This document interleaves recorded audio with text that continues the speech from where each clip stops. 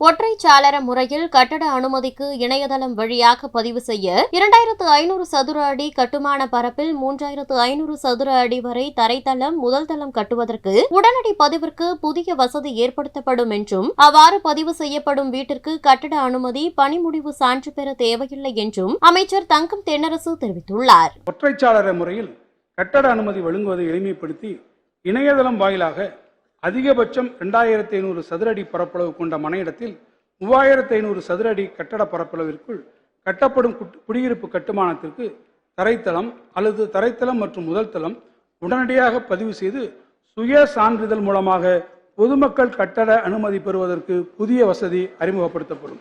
மேலும் அவ்வாறு உடனடி பதிவு செய்யப்படும் கட்டடங்களுக்கு கட்டட அனுமதி மற்றும் பணி முடிவு சான்று பெற தேவை இல்லை.